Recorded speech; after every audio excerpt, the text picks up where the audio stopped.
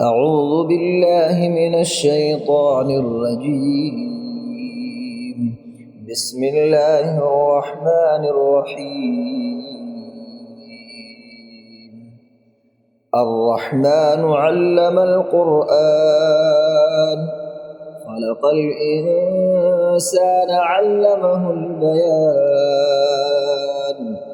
الشمس والقمر بحسبان والنجم والشجر يسجدان والسماء رفعها ووضع الميزان ألا تطغوا في الميزان وأقيموا الوزن بالقسط ولا تخسروا الميزان والأرض وضعها للأنام فيها فاكهة والنخل ذات الأكمام والحب ذو العصف والريحان فبأي آلاء ربكما تكذبان خلق الإنسان من صلصال كالفخار وخلق الجان من مارج من نار فبأي آلاء ربكما تكذبان رب المشرقين ورب المغربين فبأي آلاء ربكما تكذبان مرج البحرين يلتقيان بينهما برزخ لا يبغيان فبأي آلاء ربكما تكذبان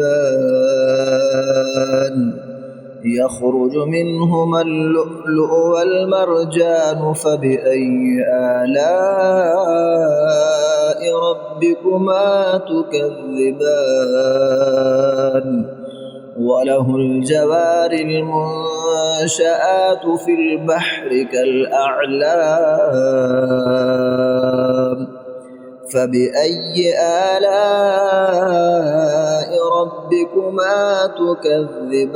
تكذبان كل من عليها فان ويبقى وجه ربك ذو الجلال والإكرام فبأي آلاء ربكما تكذبان يسأله من في السماوات والأرض كل يوم هو في شأن فبأي آلاء ربكما تكذبان سنفرغ لكم أيها الثقلان فبأي آلاء ربكما تكذبان يا معشر الجن والإنس إن استطعتم أن تنفذوا من أقطار السماوات والأرض فانفذوا لا تنفذون إلا بسلطان فبأي آلاء ربكما تكذبان يرسل عليكما شواظ من نار ونحاس فلا تنتصران فبأي آلاء ربكما تكذبان فإذا انشقت السماء فكانت وردة كالدهان فبأي آلاء ربكما تكذبان فيومئذ لا يسأل عن ذنبه إنس ولا جان فبأي آلاء ربكما تكذبان يعرف المجرمون بسيماهم فيؤخذ بالنواصي والأقدام فبأي آلاء ربكما تكذبان هذه جهنم التي يكذب بها المجرمون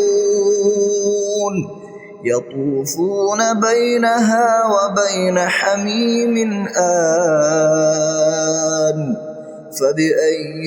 آلاء ربكما تكذبان ولمن خاف مقام ربه جنتان فبأي آلاء ربكما تكذبان ذواتا أفنان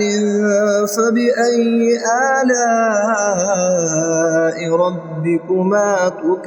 تكذبان فيهما عينان تجريان فبأي آلاء ربكما تكذبان فيهما من كل فاكهة زوجان فبأي آلاء ربكما تكذبان متكئين على فرش بطائنها من استبرق وجنى الجنتين دان فبأي آلاء ربكما تكذبان فيهن قاصرات الطرف لم يطمثهن إنس قبلهم ولا جان فبأي آلاء ربكما تكذبان كأنهن الياقوت والمرجان فبأي آلاء ربكما تكذبان هل جزاء الإحسان إلا الإحسان فبأي آلاء ربكما تكذبان ومن دونهما جنتان فبأي آلاء ربكما تكذبان مدهامتان فبأي آلاء ربكما تكذبان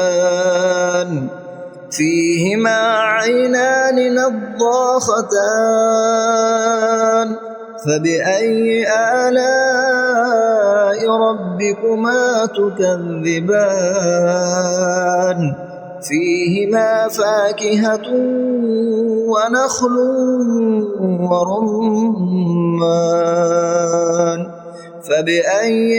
آلاء ربكما تكذبان فيهن خيرات حسان فبأي آلاء ربكما تكذبان حور مقصورات في الخيام فبأي آلاء ربكما تكذبان لم يطمثهن إنس قبلهم ولا جان فبأي آلاء ربكما تكذبان متكئين على رفرف خضر وعبقري حسان فبأي آلاء ربكما تكذبان تبارك اسم ربك ذي الجلال والإكرام